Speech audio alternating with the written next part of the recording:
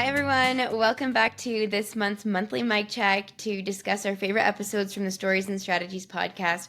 I'm Emily Page, and I am joined by my lovely co producer, David Olajide. And David is going to take us away and share his favorite episode with us. So take us away, David. Thank you, Am. Glad to be here again on the monthly mic check and where we get to share our favorite episodes with you. And I'll get right into it. My favorite episode from the month of August was the episode we did have with Gok and Yukil, right? About rebranding and renaming a country. That was really hard. Uh, to think about. I've never been able to put my head around what it would take. I've worked on brands, I've worked on rebranding, I've worked on for, products. But to talk about rebranding and renaming our country, not at that scale. It was quite huge. And just so you know, I think Gawkin's going to be proud of me because now I can say the name correctly. It's not Turkey, it's Turkey. I'm going to say that again Turkey. for you guys. It's Yeah, Turkey. Yeah, Emily, Turkey. you joined the program. Yeah, it's Turkey. And Awesome. it was beyond just a name change. It was an identity change. It was trying to reorient people, also to drive on some really new messaging about the country, the ethos of the country, and what stood up for me was how they were able to push that narrative across different platforms from digital. Digital was a very key campaign driver for them to push that narrative and messaging about the country name change. It was huge. Mainstream media. If you, I'm not going to give you all the sauce right here because I want you to go listen to it. So if you want to find out what it takes to rename a country, well, you got to listen to Gokhan. He's the guy to listen to. So that was my favorite episode from the month of August. Emily, over to you. I love that episode, and I think I really can appreciate how the country is kind of reclaiming back their culture and stripping away the jokes that kind of go hand in hand with their previous name Turkey.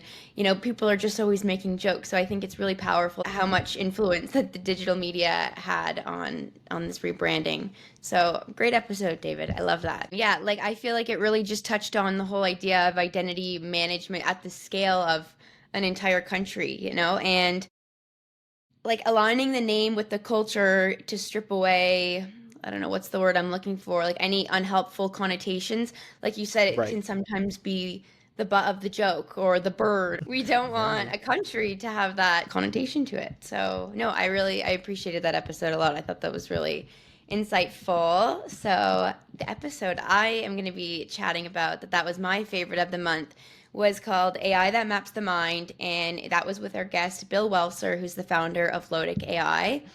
And I chose this episode because what I took away from this was kind of that you could use this as kind of a therapist adjacent. It isn't a therapist, there's no diagnosis and there's no treatment, but it is like a reflection tool that I feel like is widely accessible. And it gives a simple way to get a therapy like guidance that you can use in your work or in your personal life. And all it really takes is you kind of chat with it. I think you can use like your voice, voice to text, or you can just type and explain a short story. Get some like guidance back from it. Any advice, it kind of helps you slow down and make better, more conscious decisions. And because it reminds me so much of therapy, I feel like there's just so much room for growth and again, slowing down and making more conscious decisions rather than acting so quickly.